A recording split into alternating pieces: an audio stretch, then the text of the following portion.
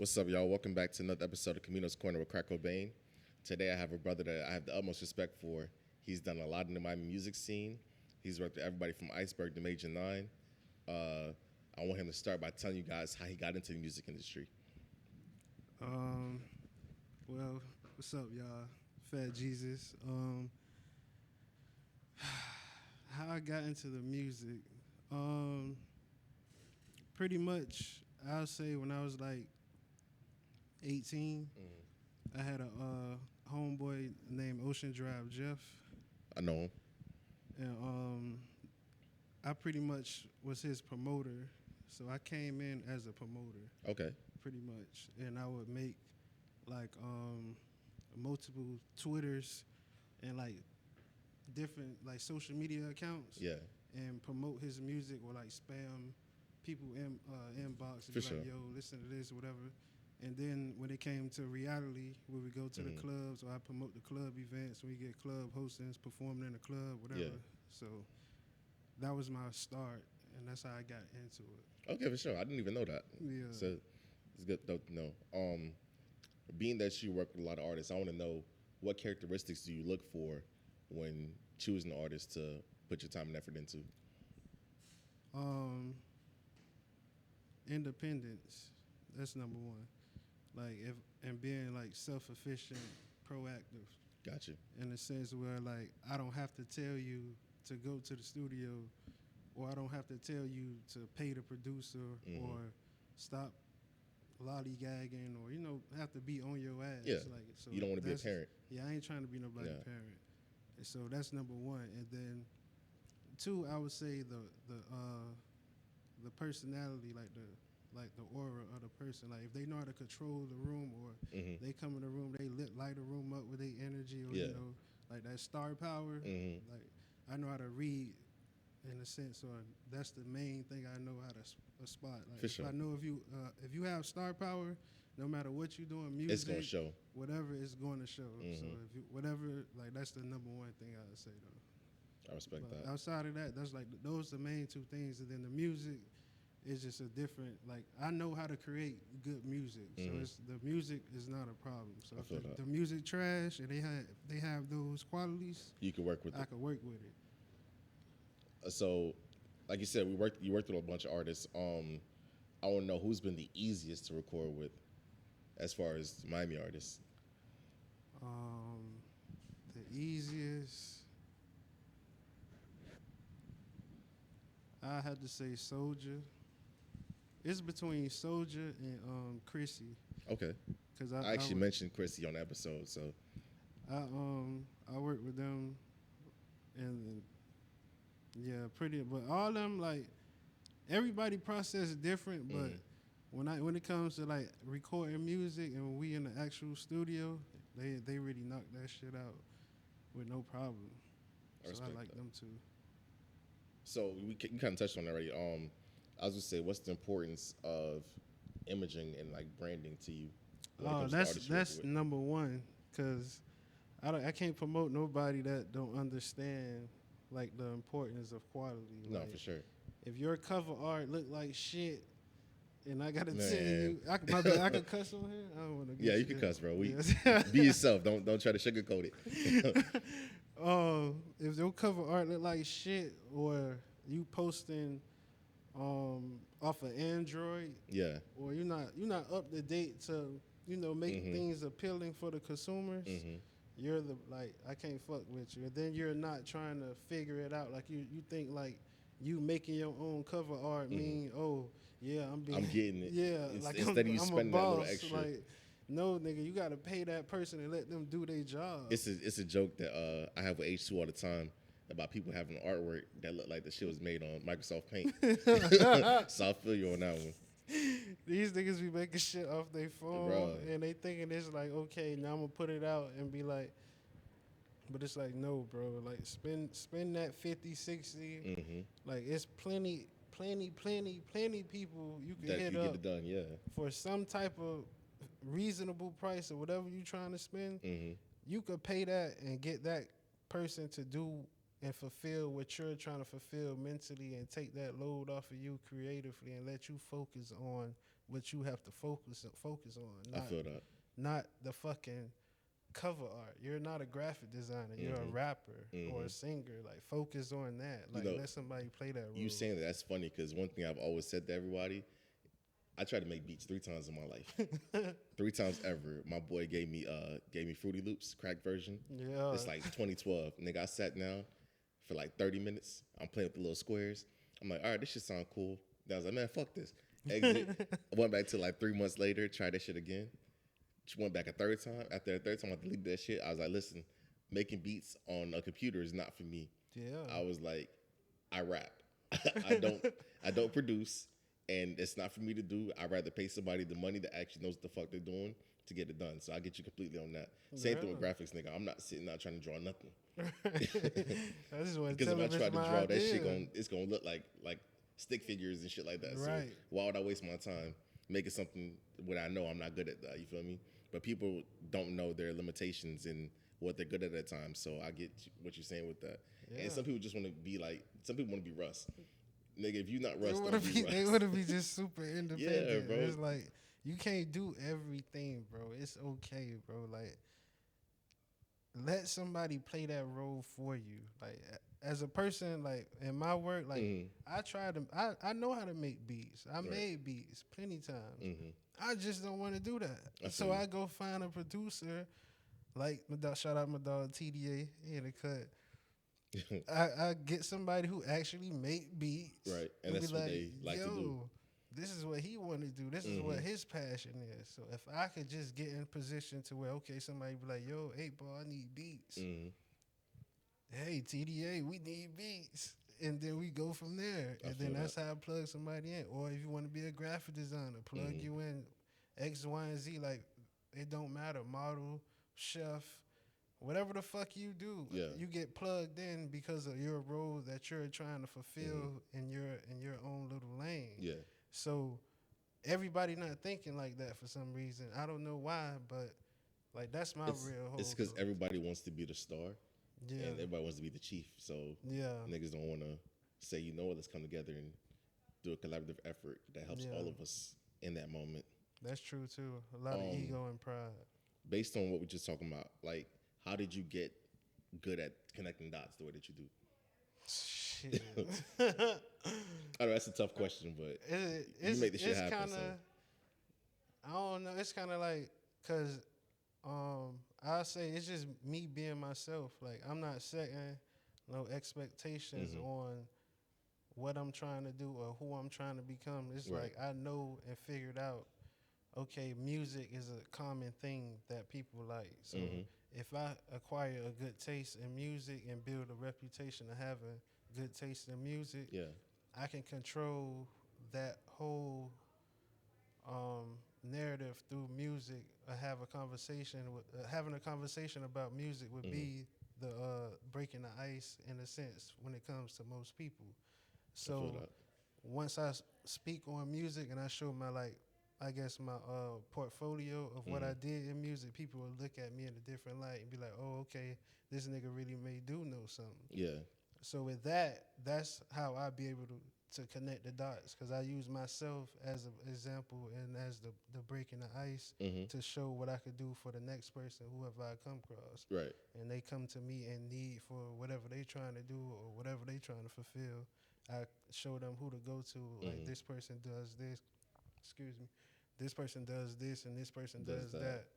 And I know all these people that do everything. So I just dibble and dabble and use that to their advantage like that. I got you. Based on us talking about you connecting dots, you put a lot of artists that I fuck with together on certain songs, and the one song I want to talk about is Raging Wars. Oh yeah. Like, what was your game plan with getting the Flow Kid, Nikio, and Mary Monk on that? The funny part about that, I made that song. Damn, what year that was? TDA. That was like in the 99 building. That was like 2021. Yeah, I recorded that song in 2020. Like, the first rough draft on it, it was just a Nikio. Okay. It was supposed to be a Nikio and Flow Kid, but then the pandemic happened, and everybody was just shifted and doing their own. And then so my homeboy, the come up Miami Matt. Shout out to him and his platform as well. Yeah, he lit. Like that's my boy. So he wanted to. I watched a few of his interviews. We working on the project. He dropped because I dropped the song with him too. It's on the project we putting on. But he told me he wanted to do a project, and I just was going through my hard drive with all the songs. So I have hella songs with all type of artists. Like, but I just didn't drop it or organize it in a sense to where I'm still just working and trying to build people up. Gotcha. Before I go to dropping shit and doing certain things like that. But when it came to the song, Matt hit me up and I found that song. Then I hit Flow Kid up again. I told her Nikio, and then I heard Mirror Monk on it for some reason. And then I just threw all that. I saw me, Matt, and Akeem Brownlee. We had the session. We booked the session at Soundwave. We had all them boys come link up, and then we just went from there. So y'all did it all in-house. Yeah. I feel like that's probably why it sounds as good as it does. Oh, yeah. Shout out my boy, OG Sean. He the producer.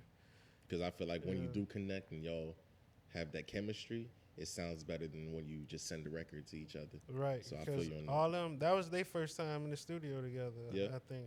That's like, I got a song that I never put out with Flow Kid on it, because something got corrupted with the file. Yeah. And Flo actually drove his ass down south and got on that song. And I was like, bro, I appreciate you, because I know niggas don't want to make that drive, man. Flo a real nigga, man. Yeah, me and him, from the first time we connected, he been solid. I met him through Nikki Sixx. I used to block her back in the days. And she just happened to send me a freestyle of his. He was he shot at like one of the train stations. And I'm a nigga that used to catch the train from Colonial down south to North Dade. Damn. As a sixth grader, nigga. Like, so I instantly connected with the visuals. I'm like, okay, for sure. Like, and bro was like talking that shit, and I was like, all right, I fuck with him. I did the write up, and like a week later, we ended up meeting at an event in Coconut Grove, and I had like my whole team with me. Bro came out there, said what's up to everybody. He was outside kicking it with us while we was like waiting for the performances to start. I was like, this nigga genuine as fuck. Then I ended up finding out that he was connected to a couple of my people from down the way, and they was cool. And I'm like, okay, so not only are you genuine when I met you, but you connected to good people. Right. So I know that you're actually a good person, you feel me? And we've been cool since then. So I definitely get you on that one. That's my boy, for sure. He a real one. First artist I ever seen you work with was Soulja Living Truth. Yeah. And I resonated with his ass right away, because he a nigga like me, and the nigga had Dickies on and was outside with his shirt off. I'm like, bro, this nigga is like teenage me, like all day. What's the working process with the two of y'all? Because I know if y'all done multiple projects together. Well, I knew him since middle school, so and then we started. We started doing music pretty much together in a sense. So where I started my career, it was based off him. So he was like my first artist. I put all my energy and all my resources and all my energy and not energy, but strategies and whatnot into him. And then at the same time I was working with him, I was working with Major 9 on his first mixtape. And then Hayes 2150, it was all them. So all that was going on, but at the same time, he was on house arrest, so I was just running around with them, coming back to him, and creating projects and creating songs, and just trying to control his buzz. But when it comes to us recording, it's just it's just like we in this, like, it's like a playground, bro. But we get shit done, but it's like it's no hard, it's no secret formula. It's nothing hard. It's like our chemistry is like A1. So it's like he got good music taste, I got good music taste. So he know what to do. He know what I expect of him, and then he know I ain't gonna tell him no bullshit, and it just go from there. No, I feel you. You talk about working with Major 9, and I want to get a little deeper into how you guys work together, especially with him knowing how to play multiple instruments and things of that sort. Does it make the process flow easier for you than maybe artists that's not as musically inclined? Yeah, him being like everybody, like every artist I worked with, for some reason, they all have an ear for music. Like they know whatever they know, and it's like I never have to question it unless I just generally don't like it. Yeah. I'd be like, okay, I just don't like that shit. But outside of me, I know people would gravitate towards it, and I know they know certain things. So with Chad, working with him was either easy. I say the easiest when it came to his process, because a lot of his times when we was recording, he was it was on his off days. Yeah, that's when he was still in school. Yeah, when he was in college. So we spent a lot of time at Square recording, like majority hours, and then going from there. It wasn't no, like I said, it ain't nothing, ain't no crazy shit, bro. It's just with everybody I work with. Yeah, it's just generally everybody want to work. It ain't no hoping and wishing. Like niggas not trying to figure it out. Like niggas know you have to put in the work to get where you trying to go. So everybody get in the studio is work. It ain't, we play and we have fun, but all that energy get put into the music.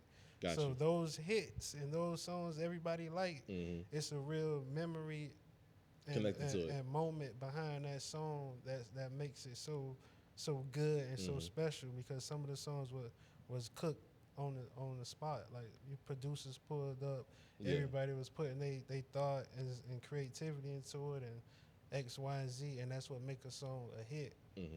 But that's what's something I feel like that does make the best music. Like I was saying, me and you, we have a similar feeling on artists and performing in clubs only. Oh yeah. What made you realize that that's not the route to go? When I was running around, when I was 18, I was running around with Ocean. Okay. We at the time, his manager was Oda God. You know Oda God. Yeah. Oda God, the man. That's where I learned the game from. And so Oda God had us going around every strip club. I seen it from South Beach, from Take One to whatever, up here, Playhouse, up, whatever. We've been up and around this motherfucker all because of Oda God. So I feel you. And then him being the one to politic and speak to the people on certain people's behalf, I understood the game, and I see like the payola in a sense to when it comes to these artists thinking they finna get something from paying X amount of dollars to perform in this club before this artist come and perform. But it's like, nigga, ain't nobody coming here to see you. Like nobody, you wasting your money doing that. Like if you ever paying somebody to perform, if you don't have a real, like, I would say like marketing tactic behind what you trying to do, or if you don't have a team making it look like you bigger than the program at the time, do not pay nobody to perform. I don't give a fuck where you think you finna perform at. I don't give a fuck who perform. It could be Drake. Yeah. If a nigga tell you $5,000 to perform for Drake, think about your fucking life, bro. Because why is you finna pay somebody $5,000? Drake ain't finna perform till 12, 1 o'clock, 3 o'clock in the morning. You performing 8 o'clock, 7 o'clock. But when the doors open, when the fucking doors open, the lights barely on. You got half of the lights in the back off. You up here thinking you finna shut the show down because you done paid X amount of dollars to get seen and heard in front of this imaginary crowd. I kind of realized that early on because there used to be this company down here named Afton, and what they used to do was they're like, oh yeah, I heard this artist on da-da-da platform, and they'll get like 20 artists from the crib, and they'll be like, oh, if you sold 10 tickets, you get a better slot to perform or something like that. And it was just this type of situation that was going on. And they're definitely making money off all of the artists. I think the artists got $1 for every ticket they sold for like $10 tickets. So you making 10% of what you sell. And I at 18, I went to one of these shows, and I was just like, bro, the sound system was horrible. The DJ clearly didn't give a fuck about none of these artists performing. He was just there to collect a check. And I'm looking at how all of the people that are in there like scattered throughout the club. And it's a big ass club. This is living room on South Beach. Oh wow. And I'm talking about people scattered throughout the club. It's not like they're giving a fuck about these artists performing. It'll be, say you go on stage, your little crowd come up and watch you, and they getting hyped for you, and the rest of that shit just dead. And I was like, bro, this is a horrible situation. Then I've been in strip clubs and seen niggas there to perform. It's like, bro, nobody is paying attention to your song at all. They came here to see acid titties. They did not come here to see you. You just they another coming nigga. to a public place, bro. Like, you're coming to a place that's not dedicated to music. Like the entertainment is not based on music. It's based on strippers. Exactly. Bro. Like, you're in there, strippers and food, and then the music is because of the DJ. So the first two is the entertainment. Exactly. So if you getting in the way of that, and then you got to come in here, people drunk and high as fuck at 1 o'clock, 2 o'clock in the morning. As soon as you get on stage, I know for me being in the club and experiencing that, that's when it's like it's time to go. We finna go somewhere else, or it's time to go home. Like, that's just what it is. So, but me, I'm not against, like I said, if somebody's paying you and you know you have a crowd and you trying to build that momentum, you could go do that. Take advantage of your crowd and your market. But if you're just trying to jump out here and just build your buzz off strip club performances, it's not gonna work for you. You have no street cred. You're not bringing nobody out. Like, you're not doing nothing beneficial towards nothing. You talking about you got a show. Nobody gives a fuck about you performing in the office, dog. Because as soon as you get on stage, and people gonna be like, man, who the fuck is this? Yup. That's very Miami. And they don't give a it's fuck understandable. about that. Do you feel like we lack places to perform? It's 50-50 because niggas just don't want to network and go to places where they feel uncomfortable. I agree. So as far as rap and, you know, where we coming from in our community, we don't have that many opportunities outside of the club.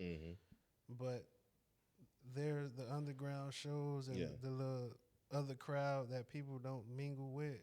Like, I'm kind of like building that bridge because I done been around circles of this shit. So I know how to connect the dots or bring these crowds together. So that's what I noticed, though.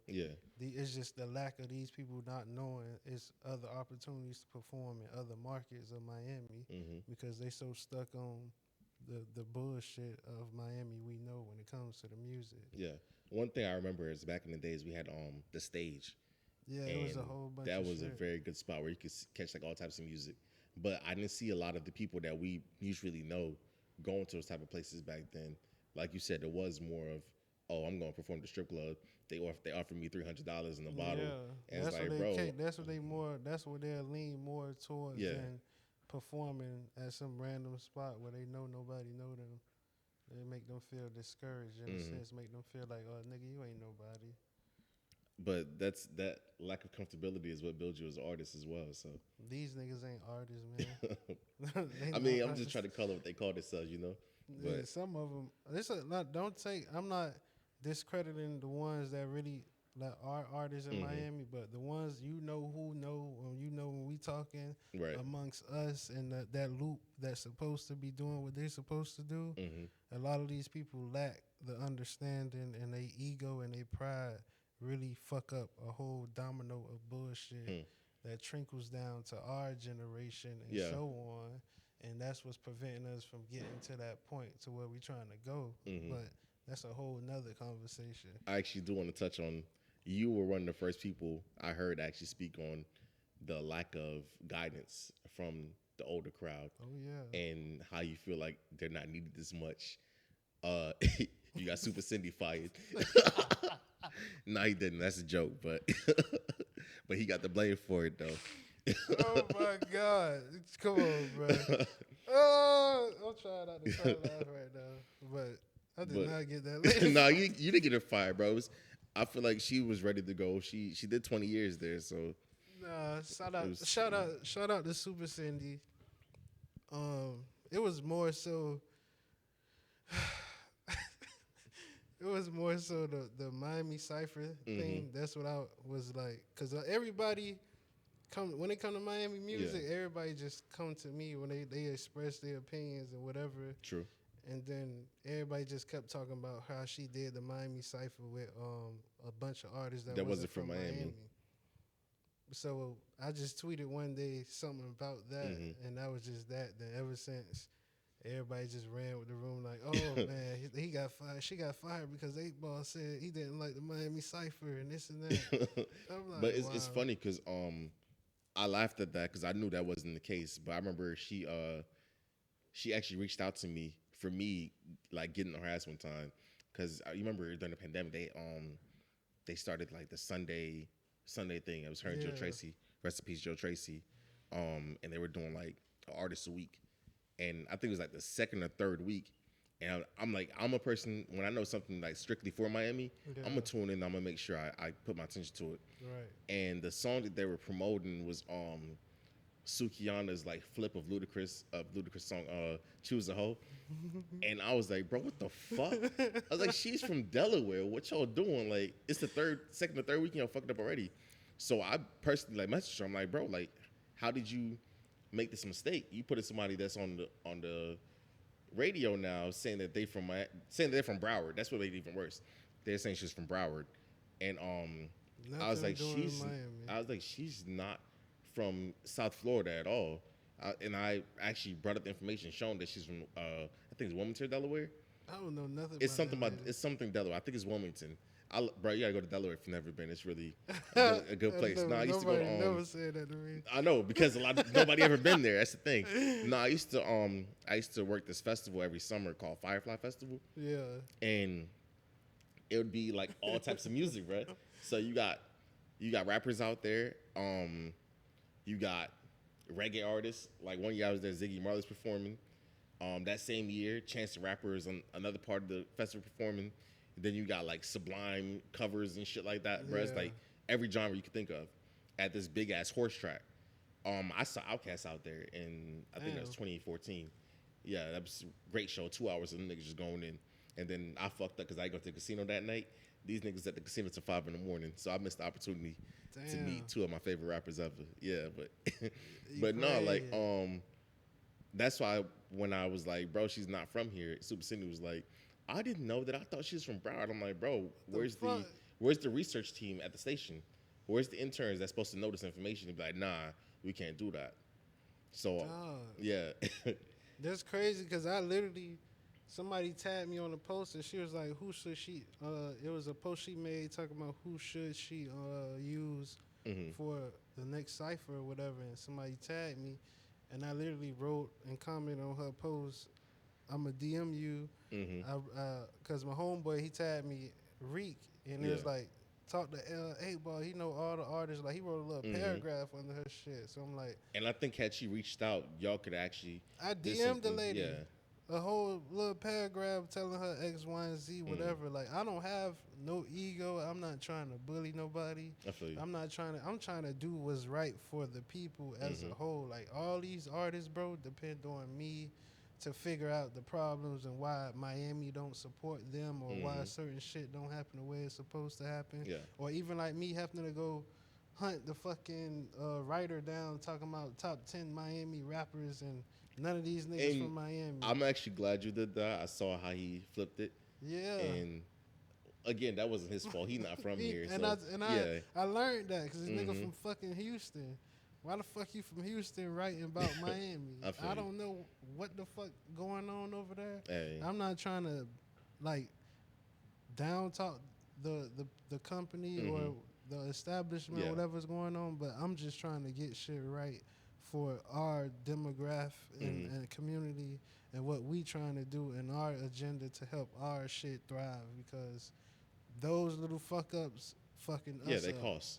Like, we not getting the proper light or the amount of exposure we need to show our independence and to show there are artists and producers or whatever in this field. It's not just the ones y'all keep hearing about or seeing or on the Love and Hip Hop or all this other fake Miami bullshit. Right.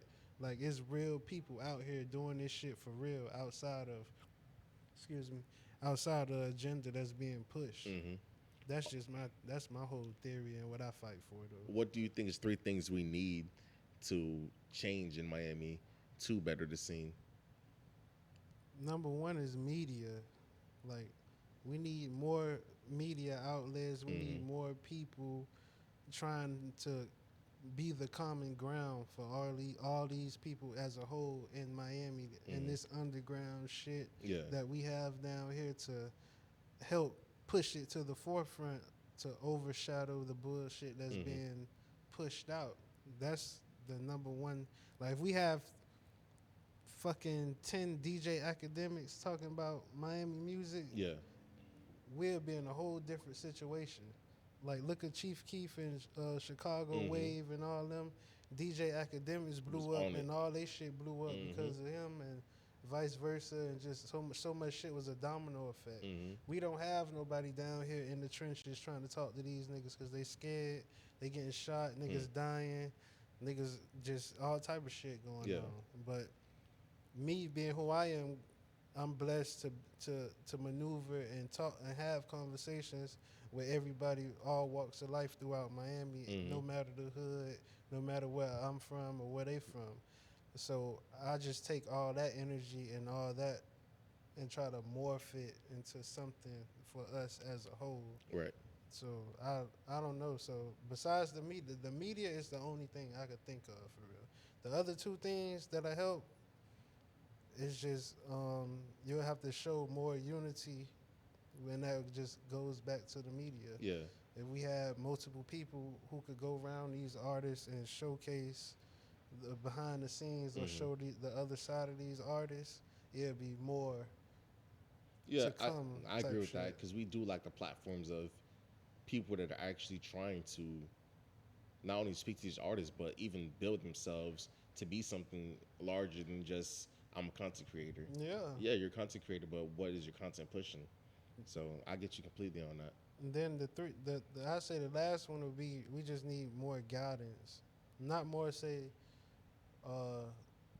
our generation, because we figured it out. Like we understand now why our OGs couldn't do X, Y, and Z. Right. So it's like we forgive them. So now we're becoming the OGs that we didn't have. Right. So for the generation under us, the youth, we're trying to show that unity amongst us and show them that you could do what we did or what we're doing in the same sense if you just do X, Y, and Z, follow our blueprint. And we also here to help. We not no bougie ass niggas who just blew up and be like, oh, fuck Miami and move and go somewhere else. Like I'm in the hood still producing and creating content for the world to hear. Yeah, and I get that.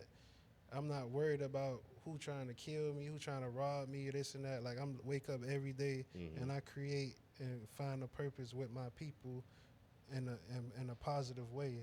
I'm not waking up thinking about bullshit or trying to get into bullshit. Yeah. It's like you got a plan, what you want to do. Okay, we finna go do what you want to do if it makes sense. And if I know I could capitalize off it too, I'm gonna help you 30 times more because I believe in what you're doing. I believe in your vision. So once I wake up with that intention and I have you on my daily thought process and be like, yo, I could wake up and go be like, yo, I'm gonna go take this nigga over here. We finna go make this, and he gonna thrive off this. And by the time he get 30,000 followers, I'm gonna be able to capitalize off his following because he gonna come back to me be like, yo, I couldn't have did this without 8 Ball. Right. So that's the type of shit I be on. That's what keep me going and keep me working with multiple people on a daily basis. I'm not looking for the now. I got my shit figured out. If you ain't got your shit figured out, I'm not finna fuck with you. I feel that. So time is of an essence, so that makes sense. So a positive don't mix with a negative. I don't give a fuck how powerful, how much money you think you got or whatever. You cannot help nobody that's not helping themselves. That's true. I don't give a fuck. If you think you could push this motherfucker to do it, don't push nobody to do nothing.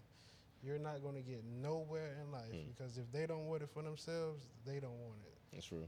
So that's just my whole thought process. But as far as like the things that I help Miami, that's the only things I could really think of. Outside of the people that's trying, I know the people that's trying. Yeah. We have the people that we can invest in and put that energy towards, but they don't have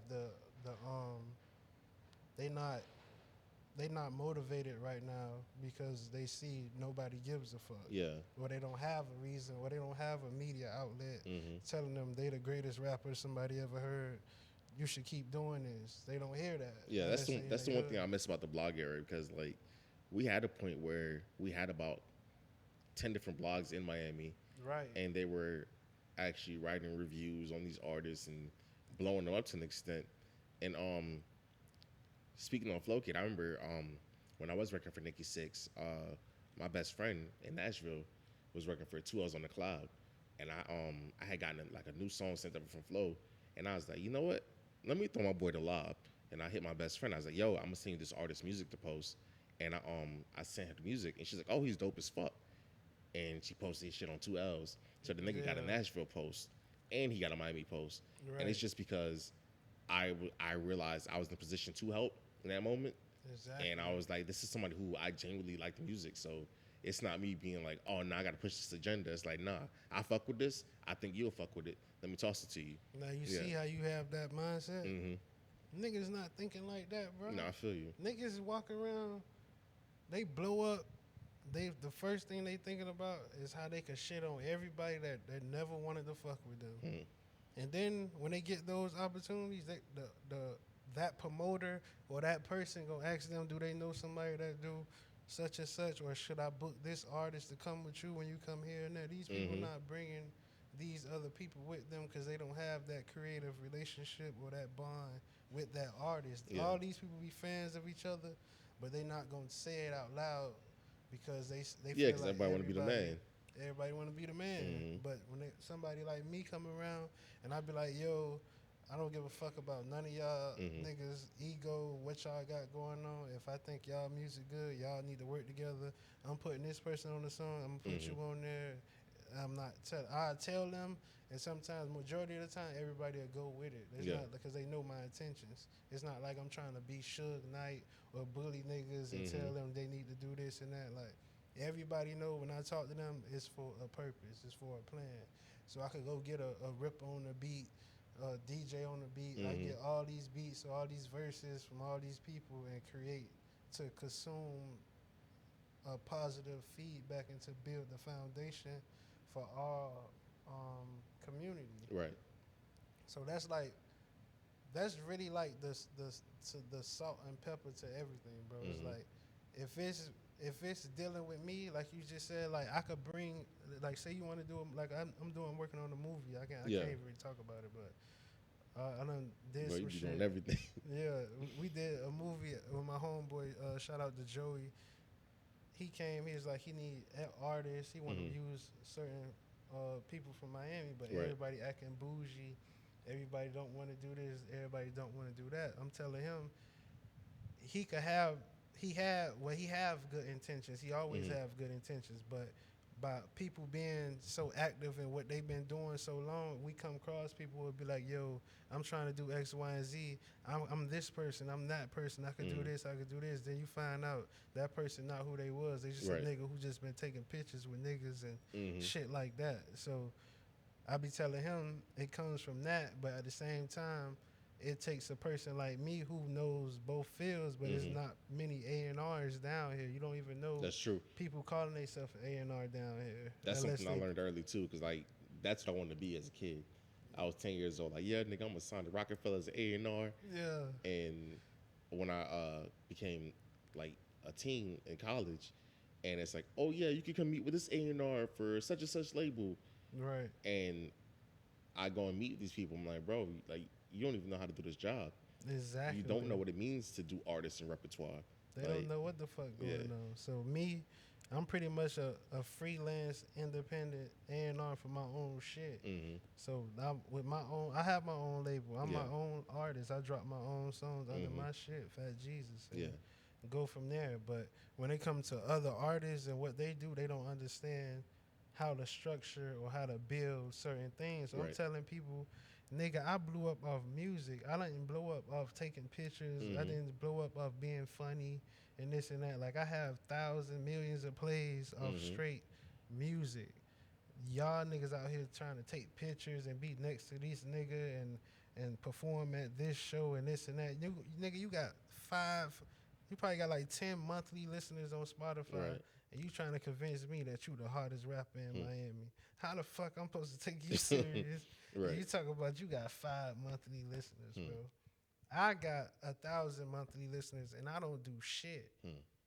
but talk shit and promote, and that's it. And you but it's that's the thing about it. You promote. You're not afraid to post your shit constantly and have it in the face of the people. Too. That's another thing. These niggas, they half-ass. People think you post shit. one time and Man, I'm gonna get everybody. That shit. I don't give a fuck how many times you think you seen something I posted. I'm gonna post that bitch again just because you said, did you post this before? Yeah. As soon as you ask me again, I'm gonna post it again. just because you asked me. And then people, whether people like your shit or comment on it, they still see it. True. People talk about shit I post 24/7. These people never like, comment, do nothing. But as soon as they see me in public, they talk about what I post. So it's just all that shit factor in. Like, you think people not watching, you have like all type of celebrities that came across my shit. I done seen them in my story views and all type of shit. So I'm like, these people are literally in Miami and they trying to figure out who's who in Miami. Right. So they're gonna come across all these motherfuckers that's actively doing something in Miami. That's true. So if you gonna stand out, go crazy and do what you're supposed to do with your content. Whatever the fuck you doing, just go crazy, because all these people are literally down here in Miami, bro. I was actually just having a conversation with a friend earlier about that and how when you're active, you see the difference in numbers compared to when you fall back for a while and that bitch start to drop. Yeah. And you're like, oh, damn, so they really do want me to be as consistent as possible. So Bro, now I get that completely. Even it's the algorithm for anything, any app in general, SoundCloud, YouTube, Instagram, Twitter, you have to consistently post on that motherfucker. It don't matter. It do matter, but SoundCloud, post music, post freestyles. If you can't afford to go buy beats, or you rapping on YouTube beats, post that shit on SoundCloud. You ain't gotta post on Apple Music. Build your foundation. Like, I blew up off SoundCloud. My shit still jumping till this day. I know. So it's like, I accumulate millions of plays off SoundCloud, just off mixes, original music, random shit I just mix and like. It's just so much shit when pertaining to music to make people a fan of what's going on. So as they constantly hearing my tags, I love Fat Jesus, Fat Jesus, Fat Jesus, Fat Jesus. Don't matter if it's motherfucking what's the nigga, some New York rapper or Houston rapper. Long as they hearing that motherfucking tag, that's all that matter.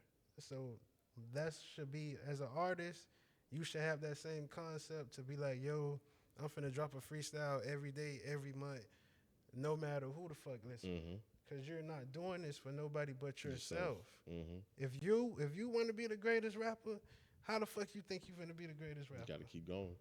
I remember telling somebody when I was in high school, the way how I got good at like writing quickly and coming up with thoughts quickly was every day after school I would go home. I put that radio 99 Jams at 5 o'clock, and every motherfucking song that came on, I had to rap something to it. I don't give a fuck if it was good, bad, ugly, whatever. Yeah, it was just lyrical exercise. Right. So it was like, all right, the only way to get better at this shit is if I practice every day. Exactly. And then I'm trying to come to I'm trying to come to school during lunch and make sure that you think my shit hot, you think my shit hot, you think my shit hot. And y'all niggas probably just thinking, oh, that boy nice off the top. But you don't know I'm practicing. I'm dribbling that fucking mental basketball every day after school.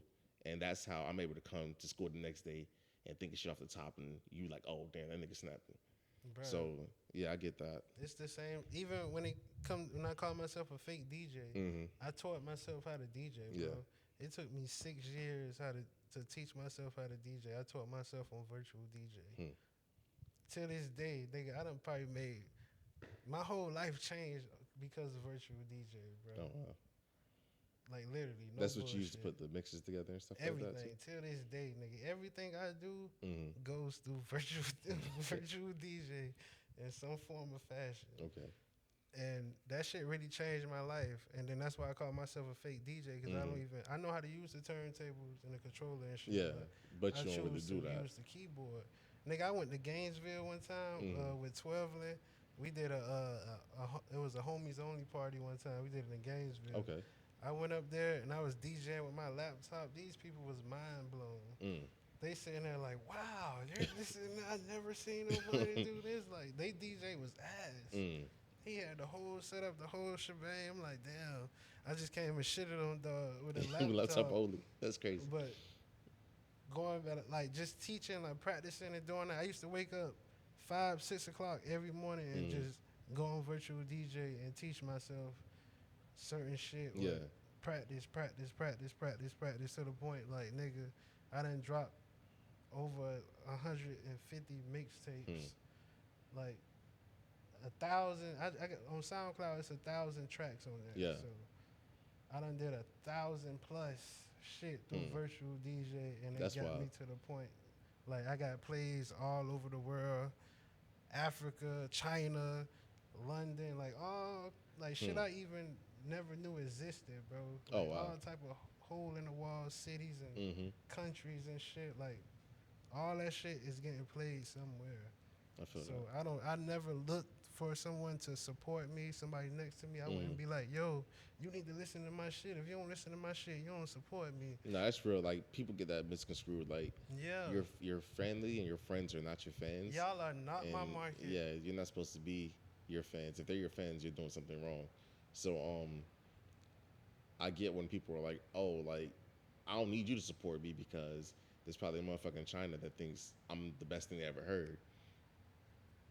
And that's real, because I'm not doing it for the person next to me. I'm doing it for the person who will get inspired, who actually into that type of shit. Right. The average person I'm into, I come across, they not trying to do something creatively. Like they not trying to chase some creative dreams. So they just getting by, or they trying to just live their life. So I don't have to, I guess, prove myself to them, because they fuck with me because who I am and not because of what I have. Right. So when it comes to me dropping music and shit, I don't care if they a fan or not. Because I'm aware that it's a whole world of 8 billion people. So if you not listening to it, somebody is. Yeah. Like even if I don't like your song, bro, if I ever told you your music was trash, like we had a conversation, yeah. If I tell you I don't like your music, I'm not a hater, bro. If somebody gonna like your music, I just don't like it. Yeah. So first thing Ball ever said to me was, this song not bad, but I don't listen to this type of music. And I was like, that's the most honest thing you could say. He was like, it's not bad. It's not like your shit garbage where I gotta be like, nah, your shit garbage. It's like, nah, bro, I fuck with you, and the song's not bad, but I don't listen to this type of music. And I get that, because like, I'm a weird motherfucker when it comes to music. There's days where all I want to hear is trap shit. Then there's days where I'm listening to like Backstreet Boys and shit. You a sophisticated nigga. I mean, somewhere, bro.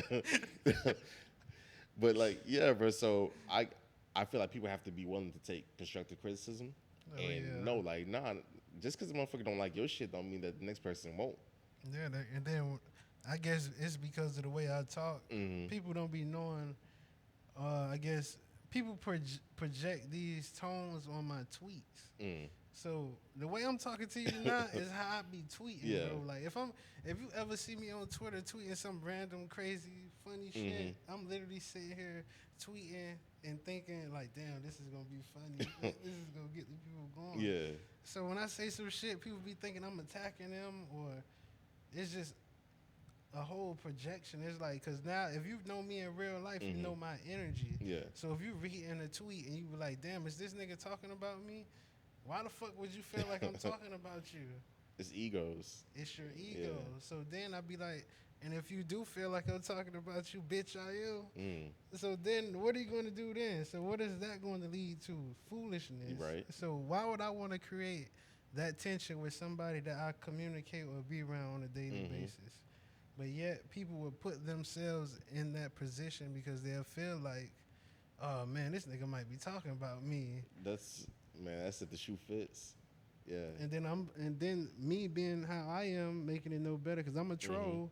I'm gonna keep going. If you show me that shit bother you, I'm gonna do it again just to bother you. Because why you bothering? Why are you bothered by fucking tweets? At your big age, you're looking at my Twitter and you're going and being like, damn, this nigga 8 Ball talking about me and he trying to embarrass me. Or if I want to do that, I just fucking at you, bro. Exactly. You know how many people I done added, and we done had all type of commotion and funny shit going on. Like I love the troll on Twitter. Like I live for that. That's what it's for too. Like that's my favorite thing ever. Going. So if people get riled up, like don't get riled up with me because I'm gonna take advantage of the moment. So you've done a series called Fat Jesus and Friends. Oh yeah. And I feel like enough people don't know about it. Actually, it's funny. You had posted the article the other day from when the first one came out, and I posted it, and there was a couple people that was like, "Damn, I never heard this before."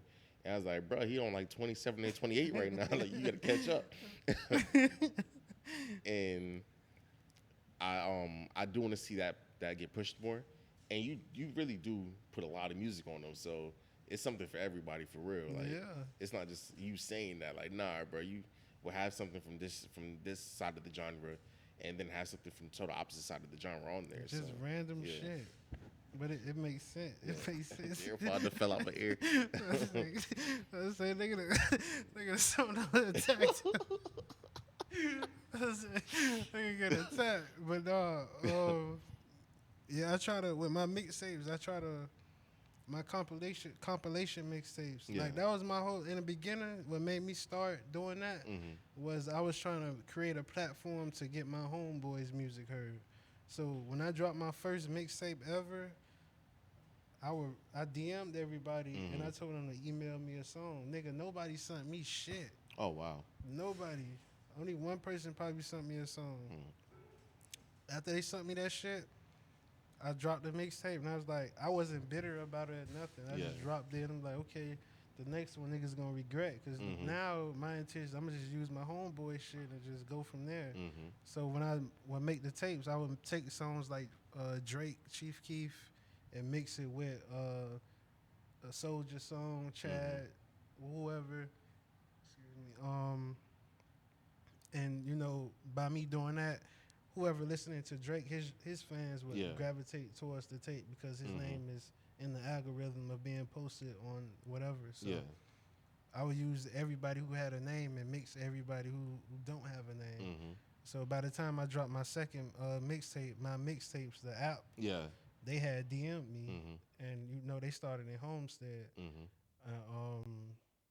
At the time, they was like, they asked me what I'm going to do like with the next drop. Right. And I was like, shit, what y'all trying to do? So then I ended up making another one. So that when I dropped that tape, the second one, they put it on their front page. Okay. And so you know about the front page. So once I peeped, they put me on the front page. I'm like, hold on, nigga. I'm about to go drop some original shit and flood that motherfucker with that. So that year, once I got that plug, I dropped like 20 mixtapes. And all them shits was getting flooded through my mixtapes on their front page. So I was just running that shit up. And at the same time, I was dropping on my SoundCloud. Okay. So with the whole Fat Jesus and Friends, that's just one of the series I've been dropping lately. But I got a whole, I got all type of other mixtapes. Yeah. So I got like 150 plus mixtapes now. Man, that's numbers. And I still like I do that shit for fun, bro. Like I could walk out this door and just make like 2-3 mixtapes because it's just music always.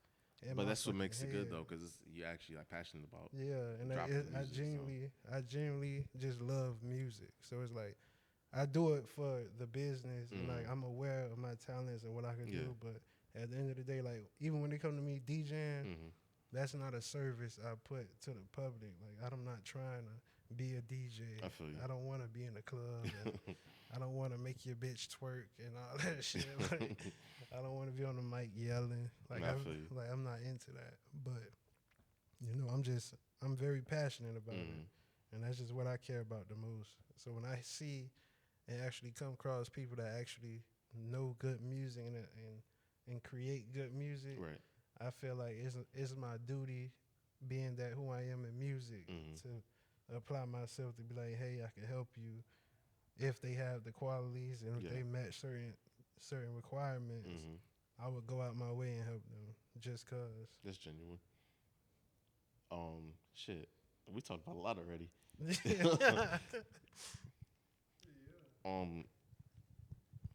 Working with Chrissy, Oh man, What's y'all process? that's the highlight of my life.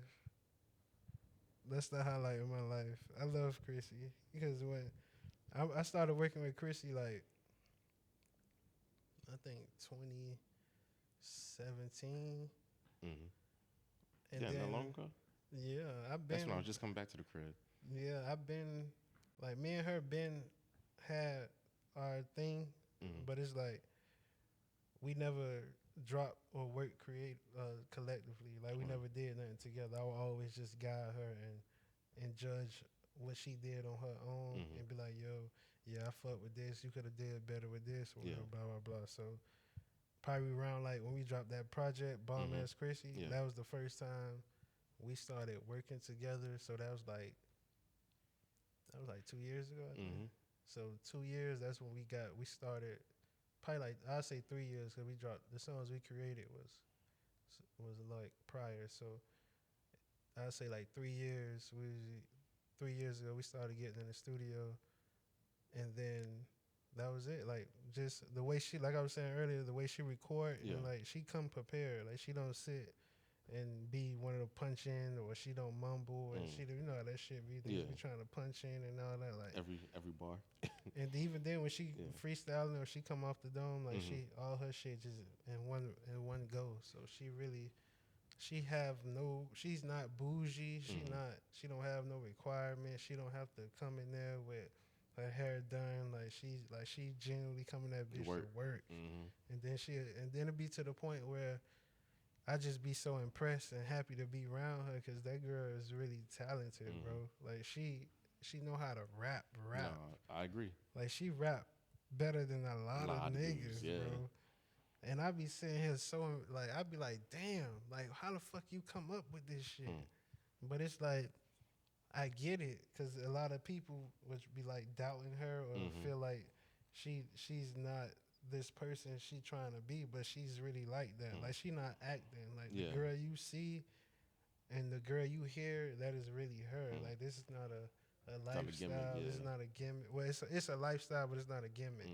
Like this is what we presenting through the music as a whole. Like we not trying to sell no facades. Yeah. Like some of the shit be for props, you know. Yeah, of course. We not into that life. Shout out to the people. But you know, a lot of this stuff be entertainment. But at the end of the day, like her street cred or our street cred, people know our like it's known already, yeah. You feel me? So at the end of the day, that's like she's one of one of my favorite artists to work with. Like if I could, I'll put her on all my songs, which I try to do when I can. But that's one of my favorite artists, like ever. Like I like her better than motherfucking, I don't know, Beyonce. I feel like she gonna be on that level type of like Nicki Minaj type of vibe. She got the energy for it. Like she's going to be that. Like I see that clear as day. So she's like my favorite artist. Right. That's what's up. Shout out to Chrissy. Shout out to Chrissy. Yeah, but shit, we talked about a lot, bro. We're gonna have to do this again soon. Yeah, I'm here, man. Yeah, I live here. I'm here. But I appreciate you guys tuning in. This is another Camino Corner with Cracc Cobain, and we out. Yo. Yeah, that was a long ass. Yeah. This shit felt like more than